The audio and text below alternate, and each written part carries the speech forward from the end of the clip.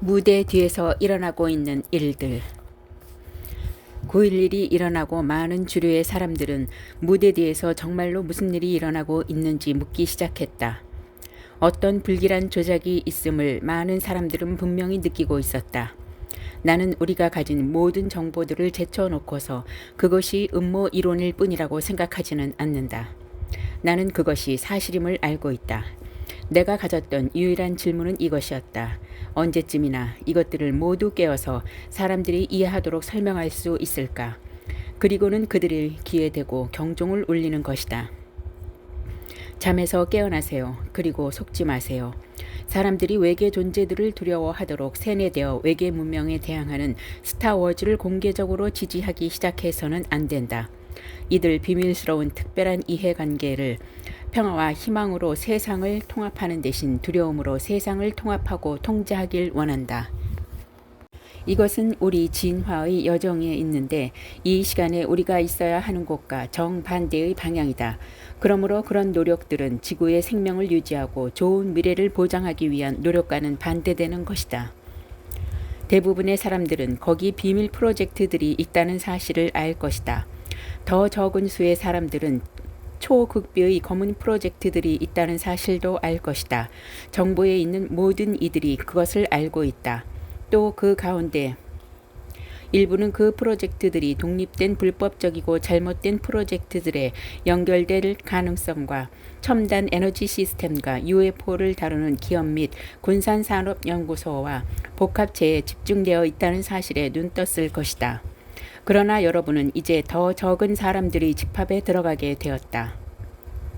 곧 이들 불법 집단의 내부는 UFO처럼 보이는 완전 가동되는 장치들을 갖고 있고 외계인처럼 보이는 인공 생명체들을 만들었으며 외계인 납치라고 부르는 사건들을 날조하고 있고 가축을 도살함으로써 대중과 UFO 문화, 대중매체, 공상과학소설, 애호가 같은 사람들에게 두려움이라는 씨앗을 퍼뜨리고 있다는 사실을 알게 되었으니 말이다. 그러나 또 그보다 더 적은 사람들은 무대 뒤에서 당겨지고 있는 줄이 초국가적이며 히틀러의 출연 배우에 있던 툴레와 다를 바 없는 파시스트 지향의 집단이라는 사실을 알고 있다. 제3제국 동안에는 공공연하게 하지 못했던 일을 그들은 은밀히 해냈다. 그리고 종이클럽 작전을 통해 우리는 그들을 미국으로 데려와서 항공우주산업과 CIA에 심어 넣었다. 이렇게 제2차 세계대전의 와중에는 장악하지 못했던 전 세계적인 사회주의 파시스트의 노력은 지하 활동을 통해 그때부터 계속되어 왔다. 이제는 완벽한 환경이 만들어진 세상에서 권력을 강화하려는 그들의 시도가 대규모로 드러나는 광경을 우리는 이제 막 목격하려 하고 있다. 한편으로 그들은 민주주의를 말하지만 실은 확인되지 않고 알려지지 않은 권력 구조에 의해 비밀리에 운영되는 중앙 집권적으로 통제되는 사회의 가짜 민주주의를 의미한다. 이런 사실들이 충격적이라면 당연히 그래야 한다. 이에 대해 내가 볼 수 있는 유일한 해결책은 지식과 진실이며 충분히 많은 사람들이 무슨 일이 일어나고 있는지를 알아서 더 이상 속지 않게 하는 일이다. 이 비밀 어젠다를 가동하고 있는 사람들은 우리의 집단적인 무지를 믿고 있기 때문에 그들이 의지하는 것은 모든 이들을 잘못된 신념 체계와 물질주의에 푹 빠져 있도록 잘못 교육시키고 부정적으로 교육시키며 허위 정보를 제공하는 일이다. 다양한 물질적 중독과 혼합된 거짓 신념 체계에 의해 대중들은 잘못된 선택을 하게 된다. 하지만 가슴과 가슴으로 공유하면 우리는 사람들에게 진실을 말하고 지구와 그녀의 자녀들을 기다리고 있는 좋은 미래에 대한 새로운 비전을 설명하게 된다. 우리는 이런 두 극단의 시대를 살고 있다. 칠흑 같은 어둠과 광명의 빛이 함께 공존하는 시대 말이다. 우리는 진실로 놀라운 변화의 시대를 살고 있다. 국방부, 백악관, 그리고 CIA에 있는 대부분의 사람들은 이 초극비 어젠다들에 대해 아무것도 모르고 있다. 그들은 기계의 톱니바퀴에 불과하며 역시 무지의 희생자들이다. 대부분 자신들의 의지에 관계없이 기계의 부속으로 끼워져 들어갔을 뿐인 선량한 사람들이며 그런 지식에 대해 거의 알지 못한다. 이 지식을 정부와 군에 있는 사람들을 포함한 모든 이들과 나누는 것이 우리의 일이다. 지난 12년 동안 우리는 이 정보들을 그런 조직들로 실로 보냈고 많은 사람들이 자신들이 속아왔음을 알아차리고 있다. 그렇게 해서 그들은 디스클로저 프로젝트를 지지하고 있다. 9.11이 생기기 직전 나는 오리건 주에서 강의하고 있었다. 강의가 끝나고 자신의 경력 전체를 군에서 일했던 한 남자가 다가왔다. 그는 친구 한 명과 같이 있었고 무척 조심스러워했다. 대부분의 사람들이 자리를 떠나자 우리 프로젝트의 자원봉사자인 조단 피츠가 이 사람들이 나와 조용히 이야기하고 싶어 한다고 알려주었다. 70나이일 때부터 군에 몸 담아왔고 1960년대에 이들 비밀 프로젝트들에 이끌려 들어갔다. 그가 일했던 한 프로젝트는 우주로부터의 스파이 기술에 관한 것이었는데 이 기술은 놀라울 만큼 발달해서 우주에서 사람들이 이야기하는 내용을 감청하고 그들이 하는 모든 일을 감시할 수 있었다. 이것이 1960년대에 있었던 일이다.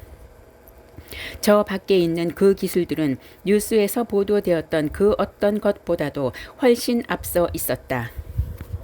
그래서 그들이 오사마 빈 라덴이 어디 숨어 있는지 찾을 수가 없어 라고 말할 때 나는 웃는다. 그렇다. 다 거짓말이다. 제발 우리를 얼마나 바보로 여기는 건가. 그러나 이 문제는 나중에 더 자세히 다루기로 하자. RJ는 그가 가진 기술 때문에 이 프로젝트들에 점점 더 깊이 끌려 들어갔고 결국 UFO를 다루는 프로젝트에 들어가게 되었다. 그는 이렇게 말했다. 선생께선 외계인이라고 생각하는 이것들이 무엇인지 이해하지 못할 겁니다. 사람들이 만든 프로그램화된 생명체들을 말씀하시는 건가요? 그는 탁자에서 물러나 앉으며 물었다. 그걸 어떻게 알았습니까? 우리에게 이 가짜 외계인들에 관한 일을 했던 10여 명의 증인들이 있습니다. 하지만 너무 많은 걸 말하면 사람들은 내가 정신이 나갔다고 할 겁니다. 내가 무슨 일을 했는지 말해드리겠습니다. 그는 이어서 자신이 미국과 오스트레일리아에서 참여했던 프로젝트들에 대해 말해주었다. 우리에게는 작동 가능한 외계의 장치들이 있었고 반중력 비행선을 만들 정도의 첨단 기술을 개발했습니다. 나는 초차원적이고 작동하는 것들을 봤습니다. 시간을 앞서 갈 수 있고 거슬러 갈 수도 있습니다. 나는 거기서 모든 종류의 것들을 봤습니다. 우리에게는 보잉사와 맥도널 더글러스에서 일하면서 이런 기술들을 다루는 프로젝트 레드라이트와 거울 작전에 대해 알고 있는 또 다른 증인이 있다. RJ는 말했다. 내가 사람들이 납치 현상이라고 부르는 많은 일들을 실행하는 프로젝트들을 취합하는 일을 했었다는 사실을 대부분이 모릅니다. 우린 사람들이 외계인을 접촉했다고 생각하는 많은 납치 사건들을 꾸미고 있었습니다. 내가 일했던 한 곳은 지하에 있었는데 거기에 컨테이너들이 있었습니다. 거기에는 서로 다른 발달 단계의 배양기에서 자라고 있는 이 생명체들이 있습니다. 또 이 생명체들은 사람들이 보통 외계인이라고 생각하는 그런 모습을 가졌습니다. RJ는 이들 인공 생명체들에는 몇 세대가 있다는 사실을 말해 주었다.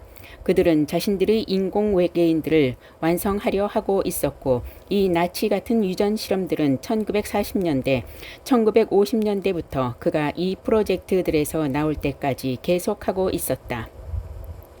이 가짜 외계인들은 거의 기록 보관소처럼 모두 열을 이루고 있었다. 그는 최신의 것은 정말 훌륭하고 그랬듯 했다고 말했다. 물론 우리는 이것들을 인조인간처럼 만들어서 사람들이 외계 우주선이라고 생각하는 것들에 태워 인간의 지위를 받게 했습니다. 내가 이런 초조작극이 실제로 이루어지고 있으며 또 아주 정교함을 이미 알고 있다는 사실을 RJ는 몰랐다. 그는 대부분의 UFO 연구자들처럼 나도 속고 있다고 생각했다. 아니요, 나는 이것을 아주 오래 전부터 알고 있었습니다. 그러면 왜 그것에 대해 말하지 않습니까? 그가 물었다. 왜냐하면 사람들은 UFO 같은 것들이 진짜로 있다는 것이라도 알게 해주려고요. 선생님 처지가 이해가 되는군요. 그가 계속했다. 선생께서 이것을 알고 있어서 아주 기쁩니다. 하지만 다른 것들도 알고 있나요? 이 생명체들이 많은 수가 전 세계에 있는 시설들에 있습니다. 아마존 정글, 오스트레일리아와 여러 오지들에도 있습니다. 마침내 저는 점점 더 깊은 레벨의 위치에 배속되었고 오스트레일리아의 이 장소에 배치되기 전에 그들은 나를 한 단계 높은 교육 프로그램에 집어넣었습니다. 정말 거기서 무슨 일이 일어나는지 상상도 못할 겁니다. 그는 악마적인 가입식을 목격했노라고 말했다. 참석자들은 피를 나누었고 거기에 희생양과 고문이 있었다. 그는 악마 숭매와 악마적 힘생 그리고 피에 굶주린 양 아무 잘못도 없는 사람들을 죽이는 프로그램에 적응하고 있었다. 그는 자신이 이 레벨에 오르자 루시퍼에게 서약을 해야 했다고 했다. 그는 그렇게 했다. 이런 프로그램에 대해 말해준 사람이 그가 처음은 아니다. 그는 오스트레일리아의 파인갭으로 옮겨졌고 그것은 가장 신기한 경험이었다고 말했다. 그는 한밤에 헬리콥터로 이 시설에 도착했다. 헬리콥터가 이 언덕에 접근하자 평범한 땅처럼 보였던 곳이 열렸다. 그것은 마치 홀로그램과도 같았고 그들이 접근하자 언덕의 한쪽이 열리더니 헬리콥터는 땅속으로 날아 들어갔다. 그들은 내부 깊숙한 곳까지 갔는데 거기에는 인간이 만든 거대한 UFO들이 있었다. 거기에는 커다란 삼각형 UFO도 있었다. 그가 말했다. 우리는 이런 시설들을 전 세계에 가지고 있습니다. 자신의 경험담을 내게 이야기해 주면서 그는 가끔씩 말을 멈추더니 이렇게 말했다. 선생께서 내가 이런 이야기를 꾸며내고 있다고 생각하리라는 걸 알고 있습니다. 믿지 못할 거라는 것도 압니다. 이걸 알려드리고 싶네요. 나에게는 선생님 같은 복수의 증인들이 있습니다. 선생께서는 분리된 프로젝트들이 있었기 때문에 사람들을 알지 못하겠지요. 그들은 다른 시간, 다른 장소에서 일어났던 사실상 같은 이야기를 해 주었습니다. 그리고 나는 이 일이 실제로 일어나고 있다는 것을 의심치 않습니다. 그는 숨을 깊이 들이쉬더니 다시 내쉬었다. 안도의 한숨이었다. 이런 종류의 시설들 가운데 가장 정교한 것이 영국에 있다. 사람들이 외계에서 왔다고 생각하는 파충류처럼 생긴 많은 생명체들은 프로그램화된 생명체들이자 생체 기계들이며 그곳에서 만들어진 것이다. 아주 솔직히 말해 대부분의 사람들은 이 순수까지 상세한 내용들에는 들으려 하지 않았다. 하지만 우리가 어떤 종류의 사고방식을 다루고 있는지 이해하는 일이 중요하다. 나와 일하고 있는 한 신사는 유력한 억만장자 집안 사람인데 그 가족은 외교와 첩보 활동에 깊게 관여하고 있었다. 그는 어느 명상기관에서인가 그들이 프로그램을 이수했으며 레벨 14의 훈련 과정까지 올랐다. 그는 해당자에 대해 파악하고 그가 공격적이고 폭력적이고 파괴적인 징기스칸의 오른팔이 될 가능성이 있는지를 확인하지 않고서는 그 레벨을 통과시키지 않는다고 했다. 그러나 그 신사는 극도로 폭력적이고 증오로 가득 찬 사람이 될 수 없었으므로 그들은 더 이상 그에게 관여하지 않았다. 그는 그들이 나와 디스클로저 프로젝트에 대해 많은 말을 했다고 했고 UFO와 외계 존재들이 실제한다고 알리고 다니는 나의 행동을 무척 기뻐한다고 했다. 그러나 그들은 내가 날조된 UFO 현상들과 그들의 거짓 아젠다를 밝히고 있는 데에는 깊은 증오와 분노를 보였다고 했다. 그들은 핵심적인 비밀 어젠다인 행성 간의 전쟁이라는 이 마지막 전투에 전념하고 있다. 그들은 내가 자신들이 어젠다에 동조하지 않고 외계인의 공격을 가장하는 그들의 계획을 찾았으며 그리고 그것을 국방부와 여러 사람들에게 노출시키고 있다는 사실에 노발대발했다. 그들은 내가 없어져 버리기를 바란다고 했다. 그들은 무게 있는 누군가와 외계 존재들이 실제로는 무척 온화할 뿐만 아니라 지극히 협조적이며 고도로 깨달았다고 말하고 다니는 것을 원하지 않는다. 그들이 선생을 얼마나 증오하는지 아세요? 그가 물었다. 물론입니다. 나는 대답했다. 하지만 그들이 우리를 아무리 미워하고 위협해도 진실을 말하는 일은 결코 멈추지 못할 것입니다. 디스클로저 프로젝트가 물살을 타게 되자 우리가 만일 그들이 주류 대형 언론 매체를 이용해 통제할 수 있는 그 이상을 넘어가면 우리의 프로젝트는 끝장나게 되리라는 경고를 받아왔다. 나는 이 경고를 분명하게 들었다. 9.11에 나는 시애틀에 있었고 그 전날 밤 밴쿠버에 있는 사이먼 프레이저 대학교의 강의를 마치고 돌아와 있었다. 그날 아침 나는 텔레비전을 켰고 내가 보고 있는 장면이 영화라고 생각하고 있었다. 이것이 영화가 아닌 실제 상황이라는 사실을 알고 나서 모두 별일 없는지 알아보기 위해 아내에게 전화했다. 다음번 전화는 워싱턴 DC에 있는 딸 아이에게 했는데 그 아이가 워싱턴 DC를 벗어났기를 바랬기 때문이다. 그러나 모든 전화가 완전히 불통이었으므로 워싱턴 DC에는 전화하지 못했다. 그래서 다음번 전화는 내 군사 고문에게 했다. 내 입에서 나온 첫 마디는 이랬다. 사람들이 미국의 안보에 책임이 있다고 생각하는 전통적인 기관들은 아무런 최첨단 장비도 없고 사람들도 부적합하고 이런 사건들을 실시간으로 감시할 수 있는 사람들은 악당 같은 검은 조직이에요. 그 둘은 천지 차이예요. 나는 집에서 5,000km나 떨어져 있었다. 이 혼란 속에서 내 가족과 함께 있지 못한다는 사실이 나를 무척 힘들게 했다. 그러나 그날 밤 나는 그 지역의 의사회에서 강의가 예정되어 있었다. 나는 기획자에게 전화해서 말했다. 어떻게 하죠? 취소하는 겁니까? 지금은 국가적인 비상사태입니다. 그쪽에서 말했다. 사람들이 전화를 걸어와서 여전히 선생님 이야기를 듣고 싶다고 하고 있어요.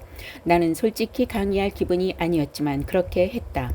그곳은 빈자리가 없을 정도로 만원이었다. 내 기억에 가장 많은 의사들이 모인 자리였다. 나는 우리가 하는 일을 설명해 주었고 우리를 초강대국끼리의 냉전에서부터 세계적 테러리즘 그리고 마침내는 외교로부터의 위협으로 끌고 가는 의도된 어젠다의 틀과 관련지어서 이야기했다. 전통적인 군대, 전통적인 정보기관, 전통적인 권력계층이 아닌 이런 상황들을 조직하고 있는 악당 같은 조직들 안에 이 사건의 배후가 있다고 말했다.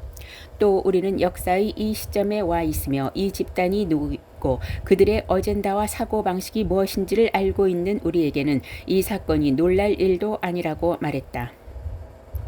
청중들이 너무 조용해서 숨소리조차 크게 들릴 정도였다. 이런 사람들이 모인 자리에서 이 주제에 대해 말한 것은 그때가 처음이었다. 이 사람들은 모두 동료 의사들이었다. 이것은 New Age UFO 컨퍼런스가 아니었다. 하지만 나는 말했다. 여러분은 이해해야 합니다. 이것은 모두 권력과 관계되어 있습니다. 거대한 지정학적인 권력 말입니다. 이 프로그램들을 운영하는 사람들은 우주의 주제자 콤플렉스, 곧 신 콤플렉스를 갖고 있다. 그것은 힘에 대해 과대망상증이다. 그리고 솔직히 말해 이것은 여러분이 정신을 바짝 차려야만 이런 행동을 부추기는 원인이 무엇인지를 이해할 수 있는 사고방식이다. 이것이 그토록 알아차리기 어려운 것일까? 개인적인 이스라엘에서 3년을 살면서 2번이나 테러리스트의 폭탄에 죽을 뻔했지만 그 무엇도 저를 놀라게 하지 않았습니다. 우리는 첫 번째 걸프전 이후로 10년 동안 중동에 있었습니다. 오사마 빈 라덴과 다른 광신자들에게 점점 더 분개하면서 말이죠. 하지만 아프가니스탄에서 소련과 싸울 때 그는 우리의 동맹이었습니다. 그러나 중동의 토박이들이 우리가 그들이 성지 사우디아라비아에 있다는 데 몹시 화나 있었습니다. 그리고 나는 물었다. 우리가 왜 거기 있습니까? 경치가 좋아서요? 문화가 독특해서요? 아니면 우리가 메카를 좋아하나요? 50도의 기온이 좋아서요? 우리는 하나의 단어를 위해 거기 있습니다. 바로 석유이지요. 우리는 석유를 위해 거기 있었고 여전히 석유를 쓰고 있죠. 왜냐하면 이 기술들이 비밀로 지켜져 왔기 때문입니다.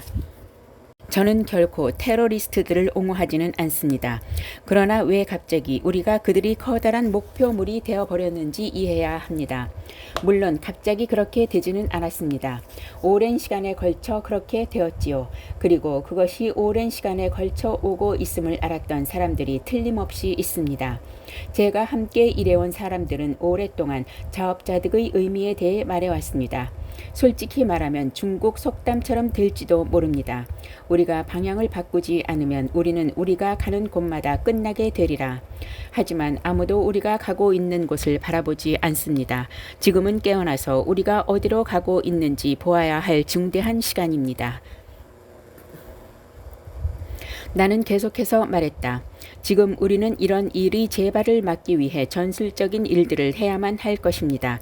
왜냐하면 전통적인 군대와 정보기관들은 반작용하는 식으로 이 일에 대응하느라 어리둥절할 테니까요.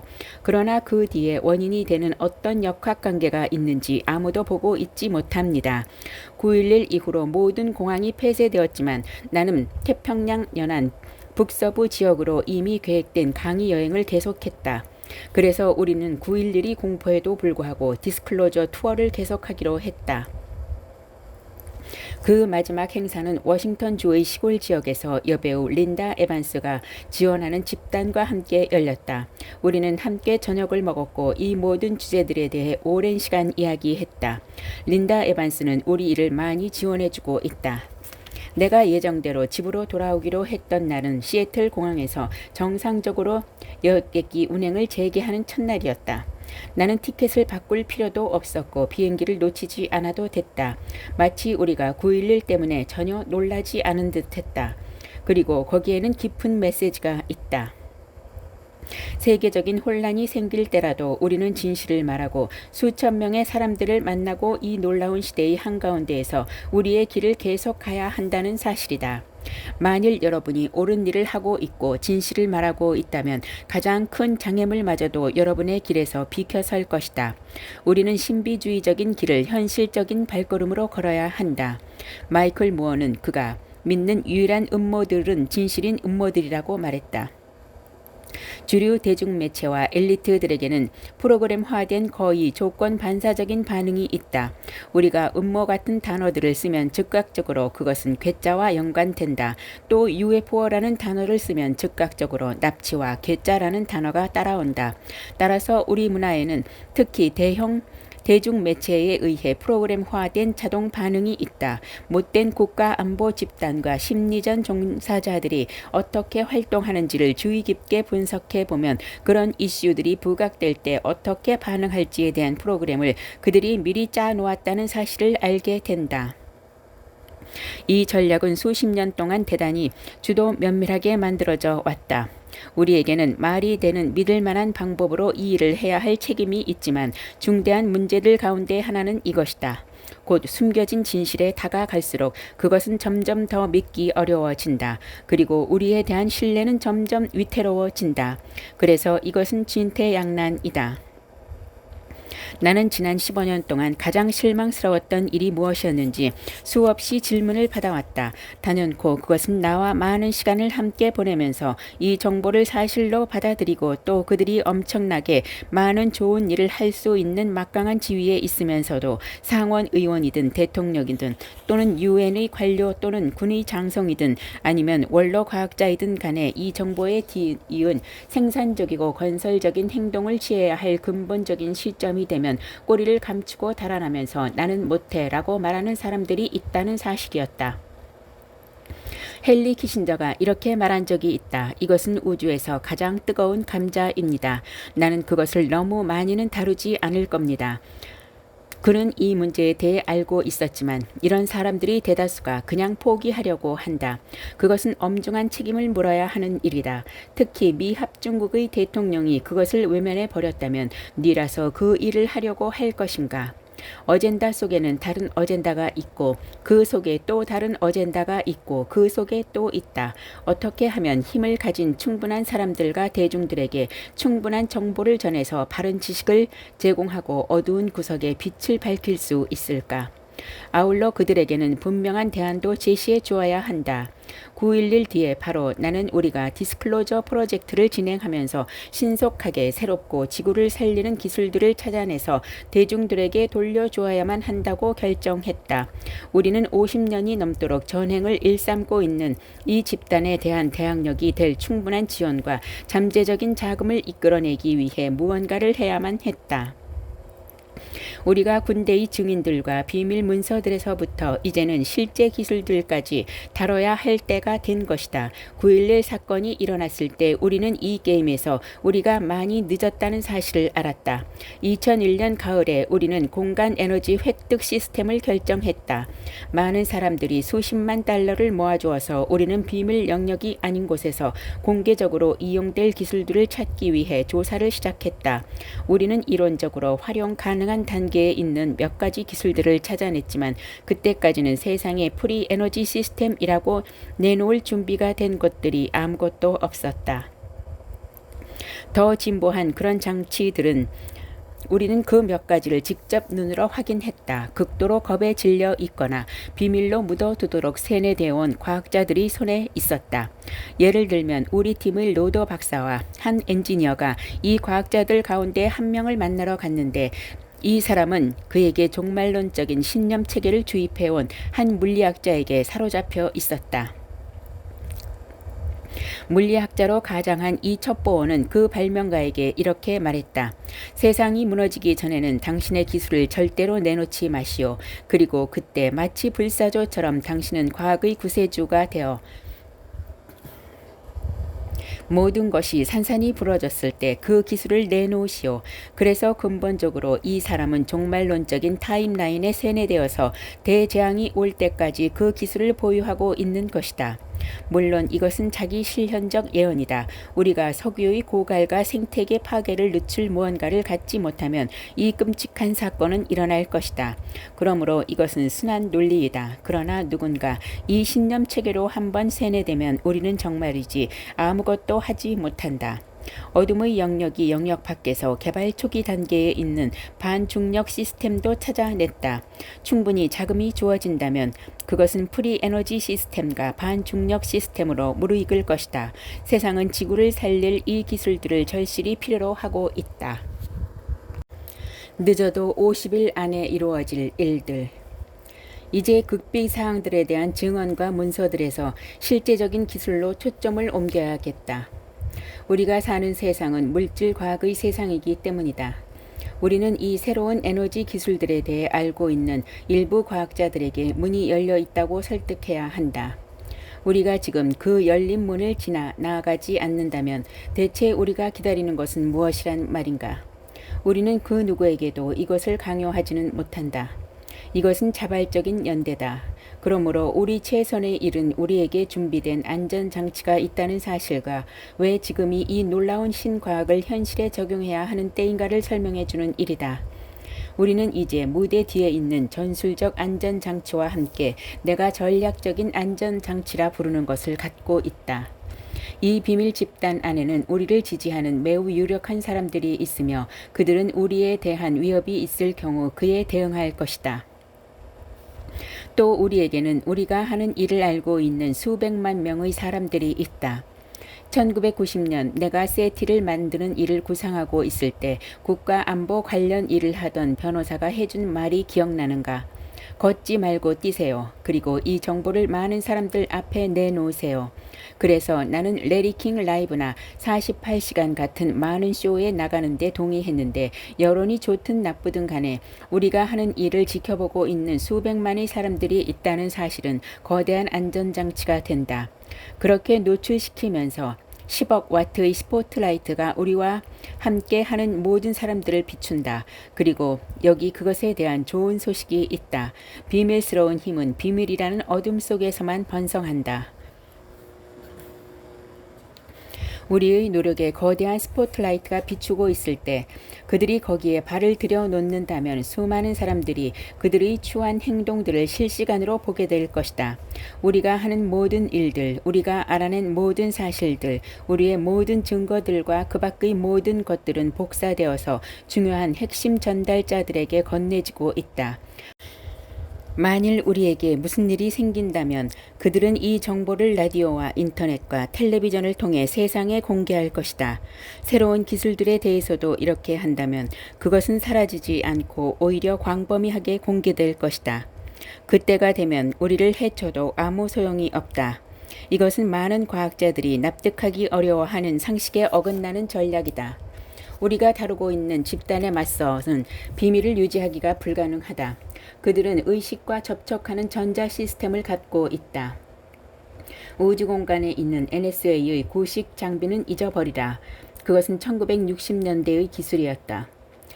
그들은 일어나는 모든 일들을 실시간으로 감시한다. 그리고 우리가 하는 일을 그 집단으로부터 비밀로 지킬 방법은 없다. 따라서 우리는 이 일을 하는데 어떤 시간이나 노력이나 생각도 허비하지 않는다. 이 막강한 비밀 기계의 감시망을 피하기 위해서 무언가를 하겠다고 하는 생각은 망상이다. 그러면 여러분은 어떤 선택을 해야 할까? 그것은 합기도처럼 하기이다. 이 막강한 비밀 기계의 감시망을 피하기 위해서 무엇을 하겠다고 하겠는가? 따라서 불투명하고 비밀스럽게 슬그머니 하지 말고 분명한 시각으로 그것을 하고 가능한 한 신속하게 실시간으로 그것을 대중들에게 전달하시라. 그래서 로도 박사와 SEAS의 한 위원과 나는 2003년 한 에너지 장치를 찾아냈던 연안 지역에서 돌아오자마자 앞으로 나서서 수백만 명이 듣는 가운데 그것을 이야기했다. 더 많은 사람들이 알수록 이 못된 이익 집단들이 행동할 여지는 적어지는데 그런 노력에는 큰 스포트라이트가 비춰지기 때문이다. 그들은 드라큘라와 같은 뱀파이어들이다. 그들은 햇빛 아래로 나오려고 하지 않는다. 해가 떠오르면 그들은 바퀴벌레처럼 달아난다. 여러분이 불을 켜면 바퀴벌레들은 모두 틈으로 달아난다. 그들은 대중의 관심을 받는 집단에 대해 비밀스럽고 살인적이고 분열적인 활동을 하고 싶어 하지 않는다. 나는 이런 말을 하는 주류 대중매체 사람들과 이야기한 적이 있다. 우리가 단순히 UFO에 관한 이야기 같은 정보를 내놓기는 아주 힘들 테지만 만일 선생님이나 다른 사람들이 위협을 받는다면 그리고 선생님이 그것을 증명하거나 아니면 선생님에게 무슨 일이 생긴다면 그것은 큰 화제거리가 되겠지요. 왜냐하면 스캔들이 되기 때문이죠. 또 수백만 명이 선생님과 선생님 사람들에게 도대체 무슨 일이 생겼는지 의문을 가질 겁니다. 우리에게는 테이프들도 있는데 이것들은 이미 복사되어서 때가 되면 바로 공개하게 될 사람들이 손에 있다. 여기에는 이 비밀 집단에 관련된 핵심 시설들과 많은 사람들이 이름이 들어있다. 하지만 이 과학자들의 다수가 두려움과 정신적 외상, 곧 일종의 신에너지와 외상후 스트레스 증후군 속에서 살고 있다. 이들은 심리전 전술에 의해 편집증적이고 지나치게 비밀스러워지도록 설득되어 왔지만 이 전술은 그들에게 먹혀 들어간다. 이 과학자들은 결코 비밀 게임에서 이기지 못하겠지만 우리는 디스클로저 프로젝트를 성공시킬 수 있다. 신속함과 개방성 속에 안전이 있기 때문이다. 사람들이 생각과는 반대로 말이다. 여러분이 그 일을 비밀리에 할 방법은 없다.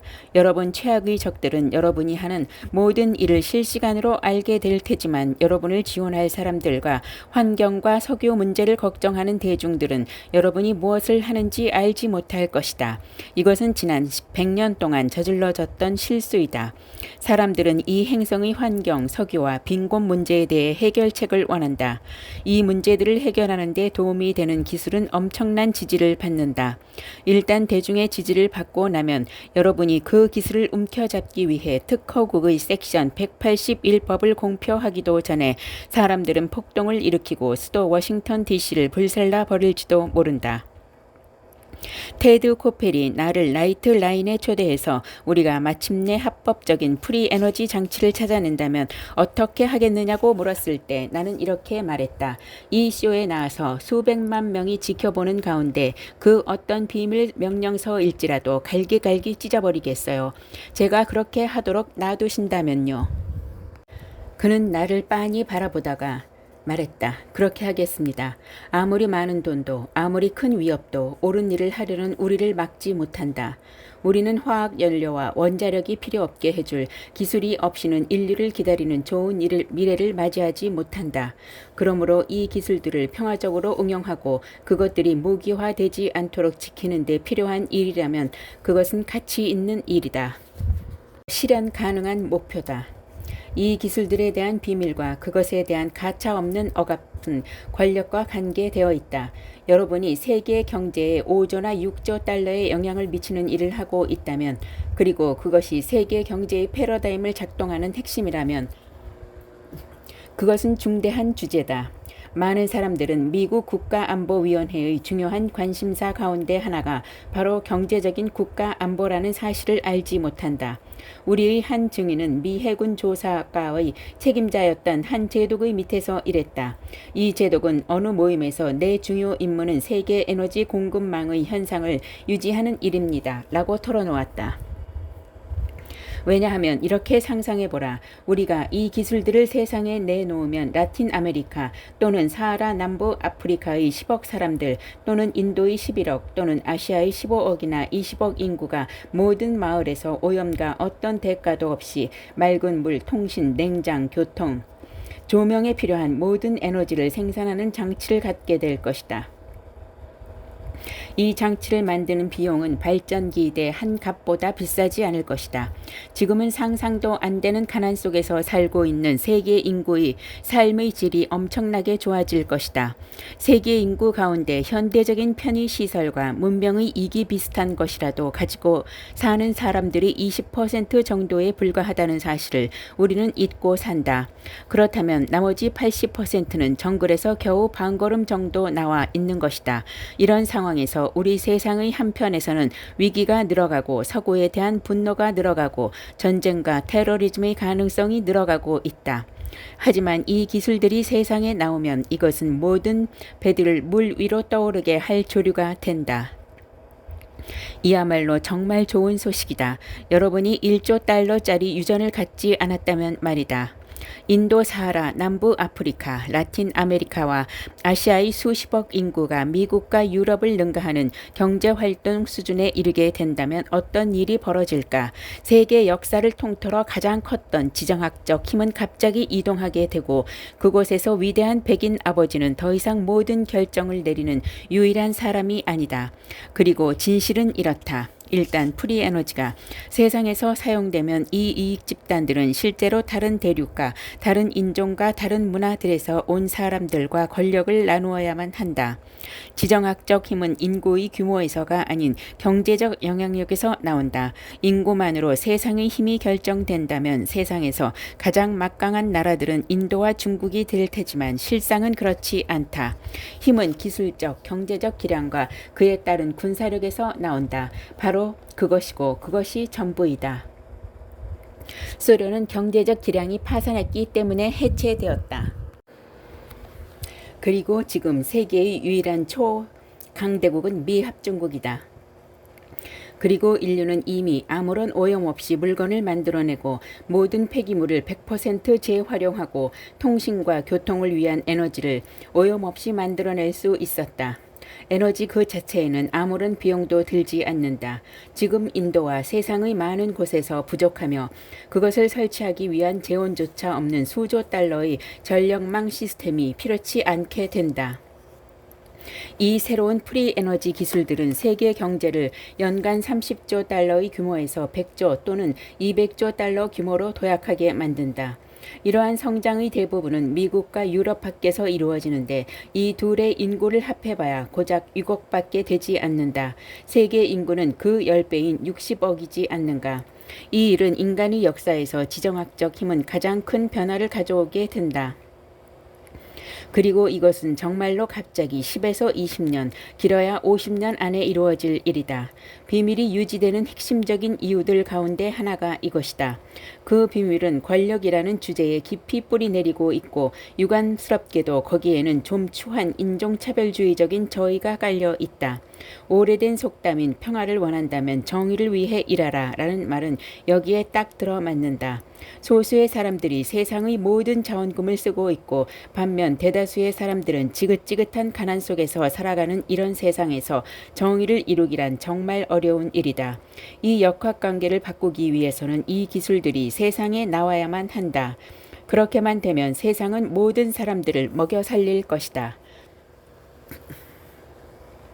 그러므로 이것은 중대한 질문이다. 우리에게는 지구의 모든 시민들을 위한 공평하고 풍요로운 세상을 만들고 진실로 세상과 힘을 공유할 의지가 있는가? 우리에게는 지정학적 힘을 모든 사람들에게 내줄 의지가 있는가? 지금껏 이 좋은 미래에 대한 우리의 대답은 아니오였다. 이제는 예라고 말할 때가 되었다. 오랫동안 발전이 보류되어 왔던 세상의 여러 지역들에서 성장은 멋지고 빠르게 이루어진다. 그것은 수백 년 동안 유전 전화 사용에서 비롯되었던 지역이 곧바로 위성 전화와 휴대 전화를 사용하게 되는 경우와 비슷하다. 더 근본적이고 심오한 수준에서는 이 지역들은 150년 굴뚝 산업혁명을 건너뛰어 전선과 연료 또는 값비싼 인프라를 필요로 하지 않는 지역 내 발전 시스템으로 바로 간다. 그렇게 해서 그들은 빠르게 산업화되겠지만 공해는 없다. 또 그와 함께 엄청난 경제활동, 기술 발전과 지정학적 힘이 생기게 된다. 우리가 에너지를 만들어내는 방식의 변화는 문자 그대로 그리고 상징적으로 말해 힘의 분산을 초래한다. 전력 생산은 탈중심화되고 권력 정치도 그렇게 된다. 모든 마을들은 자급자족으로 변해가고 집중화된 통제는 최소화된다. 이 기술들을 이해하고 나면 그곳으로 지역과 모든 교통수단과 제조 과정에 필요한 에너지를 생산해낼 수 있음을 이해하게 된다. 그리고 이 과학이 더 발달된 형태로 응용되면 그 지역에서 필요한 어떤 물질 재료라도 만들어내게 된다. 따라서 이것은 지구의 물질적인 운명에서 놀라운 혁명이 될 것이다. 우리는 사람들이 한 떼기 땅 또는 한 조각 금을 놓고 아기 다툼을 해왔던 시대에서 빠져나오고 있다. 이것은 완전히 새로운 패러다임이다. 그러나 이 새로운 패러다임은 중앙 집중적이고 은밀한 비밀 사회들과 집권화된 금융과 과도하게 집중된 통제력을 더 이상 필요로 하지 않는다. 우리는 하나의 세계 문명으로 통일되고 통합되겠지만 지역 차원에서의 권한도 함께 늘어나게 된다. 한편으로 우리는 즉각적인 국제통신수단과 교통수단 덕분에 하나의 지구촌으로 점차 통화되어 갈 것이다. 한 대륙에서 다른 대륙으로의 여행은 새로운 반중력 추진 시스템을 사용하여 지극히 빨라진다. 그리고 또 한편으로는 자급자족과 권한의 수준을 1차적으로 지역과 마을의 근린 수준에 모아진다. 마을이나 지역 수준에서는 권한이 늘어가지만 지구촌 공동체는 점점 더 통합되어가는 이 두 가지 역설적인 과정들을 동시에 일어난다. 이것은 완전히 새로운 세상이다. REM이라는 그룹의 노래가 생각난다. 우리가 그것을 알면 그것은 끝나겠지만 나는 좋아요. 이 지구적 변화의 인류 대부분 그리고 지구에서는 멋진 일이 되겠지만 세상을 확실히 주무르면서 머물고 싶어하는 엘리트 집단에게 그것은 최악의 시나리오이다. 왜냐하면 전력 생산과 경제 활동을 분산시키면 지금 이 행성을 좌지우지하고 있는 심각하기 그지없는 도둑 정치도 끝나기 때문이다. 나는 코르소 대령이 여러 친구들에게 이야기했던 1956년 홀로만 공군 기지에 있었던 일이 생각난다. 그 당시 많은 외계 비행체들이 기지 주위에 자주 출몰했고 레이더에 포착되기도 했다. 물론 그곳은 우리가 최초의 원폭 실험을 했던 트리니티 사이트 근처의 아주 민감한 지역이었다. 어느 날 낮에 한 물체가 레이더에 포착되었다. 이 비행선은 하강하더니 기지 영내에 착륙했다. 코르소 대령은 지프에 올라타고 그곳으로 갔다. 그가 도착했을 때 거기에는 이음새 없는 은빛 달걀 모양의 우주선이 지면 위로 조용히 떠 있었다. 그것은 완전히 물질화되어 햇빛에 빛나다가 사라져 버렸다. 그의 눈에 보이는 것은 모래 위에 열로 지어진 아지랑이 뿐이었다. 그것은 우주선 형태의 에너지장으로 비물질되었다가 반짝하더니 다시 물질화되었다. 갑자기 한 외계 존재가 정신 감흥으로 대화하기 위한 어떤 통신수단을 갖고 우주선 밖에 나타났다. 코르소 대령이 물었다.